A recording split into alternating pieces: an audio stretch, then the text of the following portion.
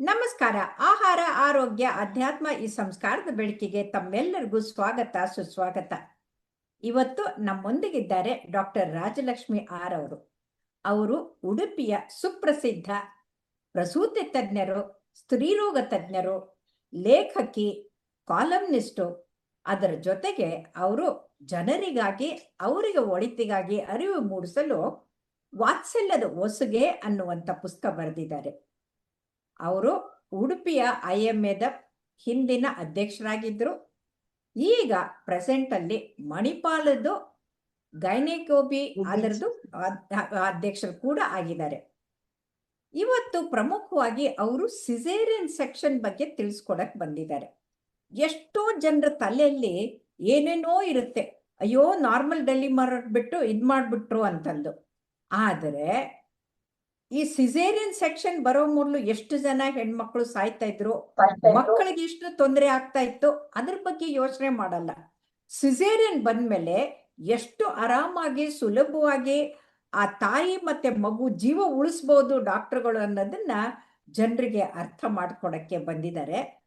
ನಮಸ್ಕಾರ ರಾಜಲಕ್ಷ್ಮಿ ಅವರೇ, ಸ್ವಾಗತ. ನಮಸ್ತೆ ಮೇಡಮ್. ದಯವಿಟ್ಟು ಈ ಸಿಸೇರಿಯನ್ ಸೆಕ್ಷನ್ ಅಂದ್ರೆ ಯಾಕೆ, ಯಾವಾಗ ಮಾಡ್ತೀರಿ ತಿಳಿಸಿ. ಓಕೆ ಮೇಡಮ್, ಖಂಡಿತವಾಗಿ. ಸಿಸೇರಿಯನ್ ಅಂತ ಹೇಳಿದ್ರೆ ಹೊಟ್ಟೆಯ ಮೇಲೆ ಗಾಯ ಹಾಕಿ ಮಗುವನ್ನ ಈ ಜಗತ್ತಿಗೆ ತೆಗೆಯುವಂಥದ್ದು. ಸಹಜವಾಗಿ 9 ತಿಂಗಳಾದ್ಮೇಲೆ ಹೆರಿಗೆ ನೋವಾಗಿ ಯೋನಿಯ ಮಾರ್ಗವಾಗಿ ಮಗು ಈ ಜಗತ್ತಿಗೆ ಬರುತ್ತೆ, ಡೆಲಿವರಿ ಆಗತ್ತೆ. ಆದ್ರೆ ಹಲವಾರು ಕಾರಣಗಳಿಂದ ಮಗುವಿನಲ್ಲಿ ತೊಂದರೆಗಳಾಗಿರ್ಬೋದು ಅಥವಾ ಅಮ್ಮನಲ್ಲಿ ತೊಂದರೆಗಳಾಗಿರ್ಬಹುದು, ಇದರಿಂದಾಗಿ ಕೆಲವೊಮ್ಮೆ ನಾವು ನಾರ್ಮಲ್ ಡೆಲಿವರಿ ಆಗುವ ತನಕ ಕಾಯ್ಲಿಕ್ಕೆ ಆಗುದಿಲ್ಲ ಅಥವಾ ನಾರ್ಮಲ್ ಡೆಲಿವರಿ ಆಗುವಂತ ಸಾಧ್ಯತೆಗಳಿರುವುದಿಲ್ಲ. ಆವಾಗ ನಾವು ಹೊಟ್ಟೆಯ ಪದರಗಳನ್ನ ಕೊಯ್ದು ಮಗುವನ್ನ ಹೊರಗೆ ತೆಗೆಯಬೇಕಾಗಿ ಬರುತ್ತೆ. ಅದನ್ನ ನಾವು ಸಿಸೇರಿಯನ್ ಅಂತ ಹೇಳಿ ಹೇಳ್ತೇವೆ. ಇಲ್ಲಿ ಹೊಟ್ಟೆ ಅಂದ್ರೆ ಜನರಿಗೆ ಅರ್ಥ ಮಾಡೋಣ.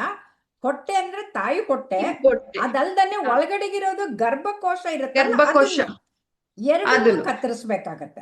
ಹೌದು, ಕಿಬ್ಬೊಟ್ಟೆಯ ಮೇಲೆ ಗಾಯ ಹಾಕ್ತಿವಿ. ಹೊಟ್ಟೆ ಅಂದ್ರೆ ಊಟ ಮಾಡೋ ಹೊಟ್ಟೆ, ಮೇಲಿನ ಹೊಟ್ಟೆ ಅಲ್ಲ, ಕೆಳಗಿನ ಕಿಬ್ಬೊಟ್ಟೆಯ ಮೇಲೆ. ಕಿಬ್ಬೊಟ್ಟೆಯ ಮೇಲೆ ಹಿಂದಿನ ಕಾಲದಲ್ಲೆಲ್ಲ ವರ್ಟಿಕಲ್ ಉದ್ದ ಸ್ಕಾರ್ ಹಾಕಿ, ಉದ್ದ ಇನ್ಸಿಷನ್ ಹಾಕಿ ತೆಗಿತಾ ಇದ್ವಿ. ಇವಾಗ ತುಂಬಾ ಕೆಳಗೆ ಅಡ್ಡವಾಗಿ ಹಾಕ್ತೇವೆ. ಅದು ಕಾಸ್ಮೆಟಿಕ್ ರೀಸನ್ಸ್, ಯಾರಿಗೂ ಗೊತ್ತಾಗುದಿಲ್ಲ ಆ ತರ ಮಾಡಿ. ಆಮೇಲೆ ಚರ್ಮದ್ದು 6-7 ಲೇಯರ್ಗಳಿರುತ್ತೆ ಚರ್ಮದ ಒಳಗಡೆ, ಫ್ಯಾಟ್, ಮಸಿಲ್, ಫೇಶಿಯಾ ಅಂತ ಹೇಳಿ. ಅದು ಆದ್ಮೇಲೆ ಒಳಗ್ ಹೋದ್ಮೇಲೆ ಪೆರಿಟೋನಿಯಂ ಸಿಗತ್ತೆ ನಮ್ಗೆ. ಪೆರಿಟೋನಿಯಂ ನ ಒಳಗಡೆ ಗರ್ಭಕೋಶ ಸಿಗತ್ತೆ. ಗರ್ಭಕೋಶವನ್ನ ಕೂಡ ಅದ್ರ ಮೇಲೆ ಕತ್ತರಿಸಿ ಮಗುವನ್ನ ಹೊರಗೆ ತೆಗೆಯುವಂಥದ್ದು. ಮಗುವನ್ನು ಹೊರಗೆ ತೆಗೆದಾದ್ಮೇಲೆ ಪುನಃ ಕಸ ಅಥವಾ ಪ್ಲಾಸೆಂಟವನ್ನ ಹೊರಗೆ ತೆಗೆದ್ಮೇಲೆ ಪುನಃ 2 ಲೇಯರ್ ಅಲ್ಲಿ ಆ ಗರ್ಭಕೋಶವನ್ನ ನಾವು ಹೊಲಿಗೆ ಹಾಕ್ಬೇಕಾಗತ್ತೆ. ಆಮೇಲೆ ಯಾವ ಲೇಯರ್ ಗಳನ್ನ ಕತ್ತರಿಸ್ಕೊಂಡು ಒಳಗೆ ಹೋಗಿದ್ದೀವೋ ಅದನ್ನೆಲ್ಲ ಮುಚ್ಚಾಕೊಂಡು ಹೊಲಿಗೆ ಹಾಕೊಂಡು ಹೊರಗೆ ಬರ್ಬೇಕಾಗತ್ತೆ. ಸೊ ಈ ಪ್ರಕ್ರಿಯೆಗೆ ನಾವು ಅನಸ್ಥಿಷಿಯಾ ಕೊಟ್ಟು ಮಾಡ್ಬೇಕಾಗತ್ತೆ. ಹಿಂದಿನ ಕಾಲದಲ್ಲಿ ಲೋಕಲ್ ಅನಸ್ಥಿಷಿಯಾ ಕೊಟ್ಟು ಮಾಡ್ತಾ ಇದ್ರು.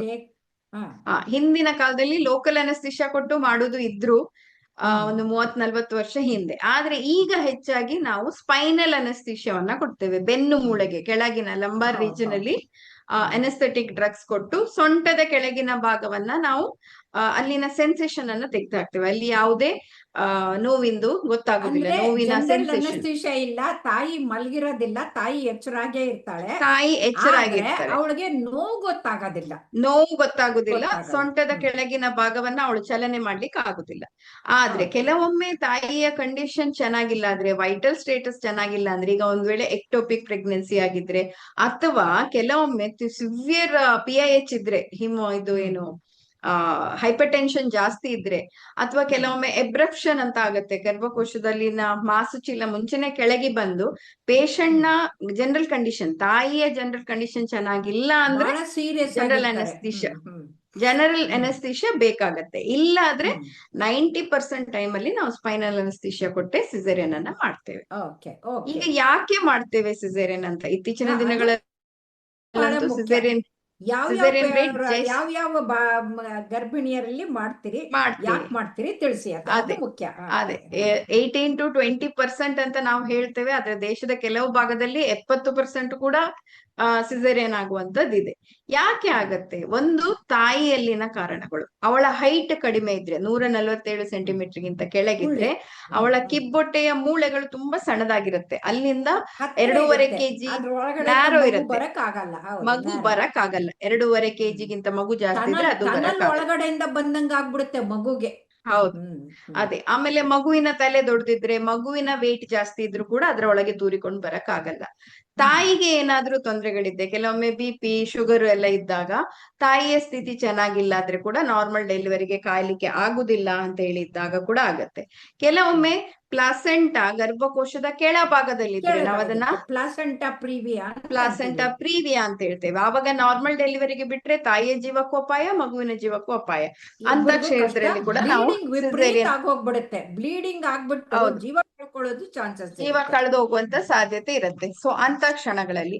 ಆಮೇಲೆ ಗರ್ಭಕೋಶದಲ್ಲಿ ಮುಂಚೆ ಏನಾದ್ರೂ ಆಪರೇಷನ್ ಆಗಿದ್ರೆ, ಕೆಲವೊಮ್ಮೆ ಮಾಲ್ ಫಾರ್ಮ್ಡ್ ಯೂಟ್ರಸ್ ಇರುತ್ತೆ, ಮುಲೇರಿಯನ್ ಅನಾಮಲೀಸ್ ಅಂತ, ಅದನ್ನ ಕರೆಕ್ಷನ್ ಮಾಡಿದ್ರೆ ನಾವು ಗರ್ಭಕೋಶದ ಸೆಪ್ಟಮ್ ಎಲ್ಲ ರಿಪೇರಿ ಮಾಡಿದ್ರೆ, ಕೆಲವೊಮ್ಮೆ ಗರ್ಭಕೋಶದಲ್ಲಿನ ಫೈಬ್ರಾಯ್ಡ್ ಗಳನ್ನ ತೆಗೆದು ಆಪರೇಷನ್ ಮಾಡಿದ್ರೆ, ಆವಾಗ ಮುಂಚೆ ಹಾಕಿದಂತ ಹೊಲಿಗೆ ಬಿಟ್ಟು ಹೋಗೋ ಸಾಧ್ಯತೆ ಇರುತ್ತೆ. ಅದರಿಂದಾಗಿಯೂ ಸಿಸೇರಿಯನ್ ಮಾಡ್ಬೇಕಾಗಿ ಬರುತ್ತೆ. ಜೋರಾಗಿ ನೋವಿಗೆ ತಿಣಿಕಿದಾಗ ಅದು ರಪ್ಚರ್ ಆಗೋ ಚಾನ್ಸಸ್ ಇರುತ್ತೆ. ಅದೇ ಇನ್ನೊಂದು ಪ್ರಮುಖ ಕಾರಣ, ಮುಂಚಿನ ಹೆರಿಗೆ ಸಿಸೇರಿಯನ್ ಇಂದ ಆಗಿದ್ರೆ ಆವಾಗ ಸಿಸೇರಿಯನ್ ಹೆರಿಗೆ ಬೇಕಾಗಿ ಬರುತ್ತೆ. ಇದು ತಾಯಿಯಲ್ಲಿನ ಕಾರಣಗಳು. ಇನ್ನು ಮಗುವಿನ ಕಾರಣಗಳು, ಮಗುವಿನ ಹೃದಯದ ಬಡಿತ ಸರಿಯಾಗಿಲ್ಲ, ಹೃದಯದ ಬಡಿತ ಕಡಿಮೆ ಆಗ್ತಾ ಇದೆ, ಮಗು ಡಿಸ್ಟ್ರೆಸ್ ಗೆ ಹೋಗ್ತಾ ಇದೆ, ಮಗು ತನ್ನ ಮೊದಲನೇ ಡಿಸ್ಟ್ರೆಸ್ ಇದ್ರೆ, ಮಲ ವಿಸರ್ಜನೆ ಮಾಡಿದೆ, ನಾವೇನು ಮೆಕೋನಿಯಂ ಅಂತ ಹೇಳ್ತೇವೆ, ಅದು ಅವಾಗಲೇ ಮಾಡ್ಬಿಟ್ಟಿದೆ, ಅದು ಆಸ್ಪಿರೇಷನ್ ಆಗುವ ಚಾನ್ಸಸ್ ಇದ್ರೆ, ಹಾಗೆ ಮಗುವಿನ ಒಳಗೆ ಇದು ಗರ್ಭಾಶಯದ ಒಳಗಿನ ನೀರಿನ ಪ್ರಮಾಣ ತುಂಬಾ ಕಡಿಮೆ ಆಗಿದ್ದಾಗ, ಹಾಗೆ ತುಂಬಾ ಸಣ್ಣ ಮಗು ಇದ್ರೆ, ವೆಯ್ಟ್ ಸಣ್ಣದಾಗಿದ್ದು, ಈಗ ನಾವು ಕೆಲವೊಮ್ಮೆ ಪ್ರಿಮೆಚೂರ್ ಡೆಲಿವರಿ ಮಾಡ್ಬೇಕಾಗಿ ಬರುತ್ತೆ, ಮಗು ಒಳಗೆ ಬಿಟ್ರೆ ಅದಕ್ಕೆ ಜೀವಕ್ಕೆ ಅಪಾಯ ಆಗ್ಬೋದು ಹೇಳುವಾಗ, ಅವಾಗ ಅದು ಆ ನಾರ್ಮಲ್ ಡೆಲಿವರಿ ಪ್ರೊಸೆಸ್ ನ ಸ್ಟ್ರೆಸ್ ಅನ್ನ ಅದು ಹಿಡ್ಕೊಳಕ್ ಸಾಧ್ಯ ಇಲ್ಲ, ತಡ್ಕೊಳಕ್ ಆಗೋದಿಲ್ಲ ಅಂತ ಇದ್ದಾಗ ಸಿಸೇರಿಯನ್ ಮಾಡ್ಬೇಕಾಗಿ ಬರುತ್ತೆ. ಕೆಲವೊಮ್ಮೆ ನಾರ್ಮಲ್ ಡೆಲಿವರಿ ಪೈನೇ ಸ್ಟಾರ್ಟ್ ಆಗಿರುತ್ತೆ ಅವ್ರಿಗೆ ಚೆನ್ನಾಗಿ, ಆದ್ರೆ ಗರ್ಭಕೋಶ ಚೆನ್ನಾಗಿ ಓಪನ್ ಆಗಲ್ಲ, ಬಿಟ್ಕೊಳ್ಬೇಕು, ಗರ್ಭಕೋಶ 10 ಸೆಂಟಿಮೀಟರ್ ಡೈಲೇಟ್ ಆಗ್ಬೇಕು, ಅಗಲ ಆಗ್ಬೇಕು, ಅದಾಗಲ್ಲ. ಅಥವಾ ಮಗುವಿನ ತಲೆ ಜಾರಿ ಕೆಳಗಡೆ ಬರಲ್ಲ, ಡಿಸೆಂಟ್ ಆಗಲ್ಲ, ಸೆಫೆಲೋಪೆಲ್ವಿಕ್ ಡಿಸ್ಪ್ರಪೋರ್ಷನ್ ಹೇಳ್ತೀವಿ. ಮಗುವಿನ ತಲೆಗೂ ಕಿಬ್ಬೊಟ್ಟೆಯ ಪೆಲ್ವಿಕ್ ಮೂಳೆಗಳಿಗೂ ಡಿಸ್ಪ್ರಪೋರ್ಷನ್ ಇದ್ರೆ, ಅವುಗಳ ಗಾತ್ರದಲ್ಲಿ ಅದು ಕಿಬ್ಬೊಟ್ಟೆ ಚಿಕ್ಕದಾದ್ರೆ ಅದು ಕೆಳಗೆ ಚಿಕ್ಕದಾದ್ರೆ ಕೆಳಗ್ ಬರಕ್ ಆಗಲ್ಲ. ಸೊ ಇಂತ ಎಲ್ಲ ಇದ್ರಲ್ಲಿ ಮುಂದಾಗಿರೋ ಬ್ರೀಚ್ ಪ್ರೆಗ್ನೆನ್ಸಿ ಇದ್ರೂ ಮಾಡ್ತೀವಿ. ಬ್ರೀಚ್ ಪ್ರೆಸೆಂಟೇಶನ್ ಅಲ್ಲಿಯೂ ಮುಂಚೆ ನಾವು ಮಾಡ್ತಿದ್ವಿ, ಆದ್ರೆ ಕೆಲವೊಮ್ಮೆ ಮಗು ಜಾಸ್ತಿ ತೂಕ ಇದ್ದಾಗ ಏನಾಗತ್ತೆ ಅಂದ್ರೆ, ಮಗುವಿನ ಕಾಲು ಸಣ್ಣದಿರುತ್ತೆ, ಪುಟ್ಟದಾಗಿರುತ್ತೆ, ಅದು ಹೊರಗ್ ಬರುತ್ತೆ. ಆದ್ರೆ ತಲೆ ಬರ್ಬೇಕಂದ್ರೆ 9.5 ಸೆಂಟಿಮೀಟರ್ ಜಾಗ ಬೇಕೇ ಬೇಕು, ಅದು ಸಿಕ್ಕಾಕೊಳ್ಳುತ್ತೆ. ಸೊ ಹಾಗಿದ್ದಾಗ ಸಿಸೇರಿಯನ್ ಡೆಲಿವರಿ ಬೇಕಾಗಿ ಬರುತ್ತೆ. ಕೆಲವೊಮ್ಮೆ ಟ್ವಿನ್ಸ್ ಅಲ್ಲಿ ಕಾಲದಲ್ಲಿ ಅದಕ್ಕೆ ಫೋರ್ಸೆಪ್ಸ್ ಹಾಕಿ ಎಳಿತಾ ಇದ್ರು, ಆಮೇಲೆ ಕಿವಿಗ ಇದು ಕಳ್ಕೊಳ್ತಾ ಇತ್ತು, ತೊಂದರೆ ಆಗ್ತಾ ಇತ್ತು, ಎಲ್ಲ ತೊಂದರೆಗಳು ಕಾಂಪ್ಲಿಕೇಶನ್ಸ್ ಆಗ್ತಾ ಇತ್ತು. ಇವಾಗ ಅದಾಗಲ್ಲ ಮೇಡಮ್. ನಾನು ನನ್ನ ಲಾಸ್ಟ್ ಇದ್ರಲ್ಲಿ ಹೇಳಿದ್ದೆ ಅನ್ಸುತ್ತೆ, ಇವಾಗ ನಾವು ಇನ್ ಲೇಬರ್ ಕೂಡ ಅಲ್ಟ್ರಾಸೌಂಡ್ ಅನ್ನ ಬಳಸ್ತೀವಿ. ಮಗುವಿನ ಪೊಸಿಷನ್ ಹೇಗಿದೆ, ಡಿಫ್ಲೆಕ್ಸ್ಡ್ ಹೆಡ್ ಇದೆಯಾ, ಫೋರ್ಸೆಪ್ಸ್ ಎಲ್ಲ ಹಾಕಿದ್ರೆ ಏನಾದ್ರೂ ತೊಂದರೆ ಆಗುವಂತಿದ್ಯಾ ಅಂತ ನೋಡ್ಲಿಕ್ಕೆ ಕೂಡ ಆಗತ್ತೆ. ಸೊ ಹಾಗಿದ್ದಾಗ ಮಗು, ಇನ್ನೊಮ್ಮೆ ಟ್ವಿನ್ಸ್ ಇದ್ದಾಗ, ಅವಳಿ ಜವಳಿ ಮಕ್ಕಳಿದ್ದಾಗ, ಅದು ಎರಡು ತಲೆ ಭಾಗ ಕೆಳಗಿರದೆ ಮಗುವಿನ ಕಾಲು ಭಾಗ ಕೆಳಗಿದ್ರೆ ನಾರ್ಮಲ್ ಡೆಲಿವರಿ ಆಗುವ ಸಾಧ್ಯತೆ, ಸಹಜ ಹೆರಿಗೆ ಆಗುವ ಸಾಧ್ಯತೆ ಇರುವುದಿಲ್ಲ. ಸೊ ಆವಾಗ ಕೂಡ ಸಿಸೇರಿಯನ್ ಮಾಡ್ಬೇಕಾಗಿ ಬರುತ್ತೆ. ಸೊ ಎಷ್ಟೊಂದು ಕಂಡೀಷನ್ ಇಂದ, ತಾಯಿಗೆ BP ಇರ್ಬೋದು, ಮಧುಮೇಹ ಇದ್ದು ಮಗುವಿನ ಸೈಜ್ ದೊಡ್ಡದಿರ್ಬೋದು, 3.5 kg ಗಿಂತ ಮಗು ಮೇಲಿರ್ಬೋದು, ಡೆಲಿವರಿ ನೋವು ಚೆನ್ನಾಗಿ ಬರ್ತಾ ಇದೆ, ಆಗ್ತಾ ಇದೆ ಹೇಳುವಾಗ ಮಗುವಿಗೆ ಏನಾದ್ರೂ ತೊಂದರೆ ಆಗಿ ಮಗುವಿನ ಹಾರ್ಟ್ ಬೀಟ್ ವೇರಿಯೇಷನ್ ಬರ್ಬೋದು. ಹಾಗೆ ಆದಾಗ ಅದು ತುಂಬಾ ಕಡಿಮೆನೂ ಆಗ್ಬೋದು, ತುಂಬಾ ಜಾಸ್ತಿನೂ ಆಗ್ಬೋದು, ಹೆಚ್ಚು ಅದಕ್ಕೆ ತೊಂದರೆ ಆಗ್ಬೋದು.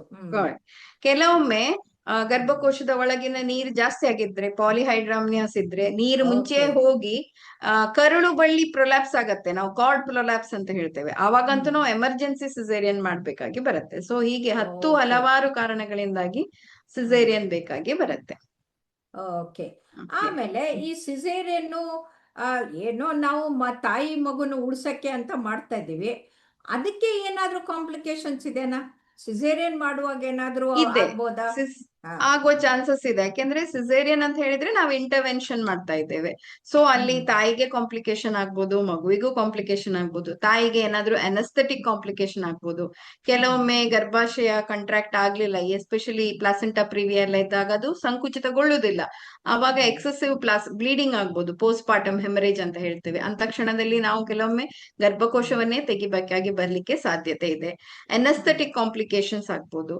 ಕೆಲವೊಮ್ಮೆ ತುಂಬಾ ಹೊತ್ತು ಮಲಗ್ತಾರೆ, ಈ ಸಿಸೇರಿಯನ್ ಆದ್ಮೇಲೆ ರೆಸ್ಟ್ ಅಂತ ಮಲಗ್ತಾರೆ. ಆಗ ಥ್ರಾಂಬೋ ಎಂಬಾಲಿಸಮ್ ಆಗಿ ಪ್ರಾಬ್ಲಮ್ ಆಗುವಂತ ಸಾಧ್ಯತೆ ಇದೆ. ಲಂಗ್ಸ್ಗೆ ಹೋಗ್ಬಿಟ್ಟು ಪಲ್ಮರಿ ಎಂಬಾಲಿಸಮ್ ಆಗ್ಬಹುದು, ಅದು ಸಿವಿಯರ್ ಕಂಡೀಷನ್.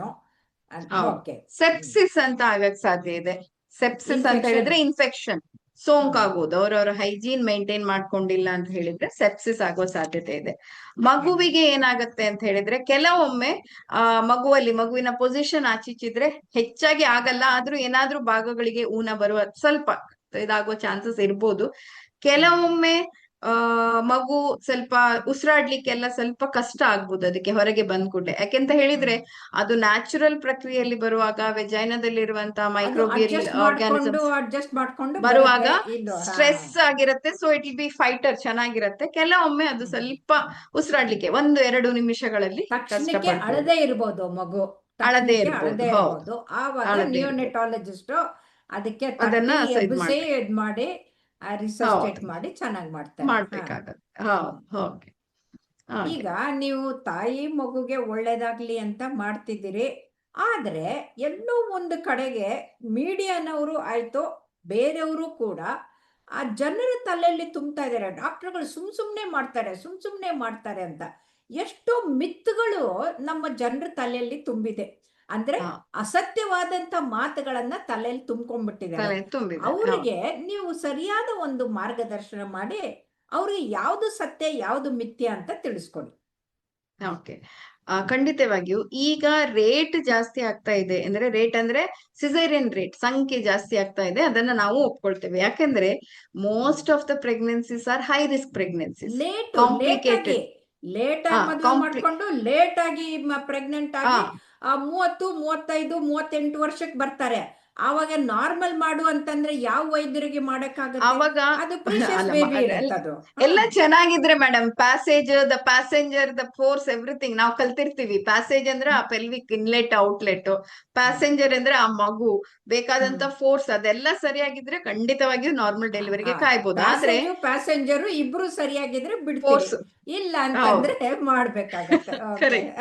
ಆದ್ರೆ ಕೆಲವೊಮ್ಮೆ ಏನಾಗುತ್ತೆ, ಈಗ ನೀವು ಹೇಳಿದಾಗೆ ಏಜ್ ಜಾಸ್ತಿ ಆದಾಗೆ ಈ ಬೋನ್ಗಳೇನಿವೆ, ನಮ್ಮ ಪೆಲ್ವಿಕ್ಸ್ ಮೂಳೆಗಳು ಹಾಗೂ ಸ್ನಾಯುಗಳು ಅವು ಅಷ್ಟು ಫ್ಲೆಕ್ಸಿಬಲ್ ಇರಲ್ಲ. ಸೊ ಜಾಗ ಆಗಿ ಬರಕ್ ಆಗಲ್ಲ, ಅದರಿಂದಾಗಿ ಕೆಲವು ತೊಂದರೆಗಳು ಉಂಟಾಗ್ತದೆ.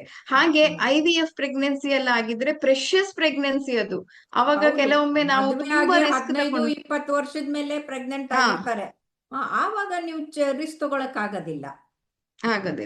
ಆಮೇಲೆ ಕೆಲವೊಮ್ಮೆ ಏನ್ ಹೇಳ್ತಾರೆ ಅಂದ್ರೆ, ನಿಮ್ಗೆ ಗೊತ್ತಿರ್ಬೇಕಿತ್ತಲ್ಲ, ನೀವು ಡಿಸೈಡ್ ಮಾಡ್ಬೇಕಿತ್ತಲ್ಲ ಅಂತ ಹೇಳ್ತಾರೆ. ಸೊ ಡಾಕ್ಟರ್ಸ್ ಯೂಶುವಲಿ ಮಗು ತಾಯಿ ಇಬ್ಬರನ್ನು ರಕ್ಷಿಸಕ್ಕೆ ನೋಡ್ತಾರೆ ಹೊರತು ಒಂದನ್ನ ತೊಂದರೆಗೆ ಹಾಕಕ್ಕೆ ಇಷ್ಟಪಡ್ತಾರೆ. ಸೊ ಅದರಿಂದಾಗಿ ಆಗೋದಿಲ್ಲ. So we have to think for both of them. ತುಂಬಾ ಧನ್ಯವಾದಗಳು ರಾಜಲಕ್ಷ್ಮಿ ಅವರೇ. ಯಾಕಂತಂದ್ರೆ ಜನರ ಮನಸ್ಸಲ್ಲಿ ತಪ್ಪು ಕಲ್ಪನೆ ಇರಬಾರ್ದು, ಅಪನಂಬಿಕೆ ಬರಬಾರ್ದು ಡಾಕ್ಟರ್ ಮೇಲೆ. ಅದನ್ನೆಲ್ಲ ನೀವು ದೂರ ಮಾಡಿದಿರಿ. ಧನ್ಯವಾದಗಳು, ನಮಸ್ಕಾರ. Thank you ma'am, thank you so much.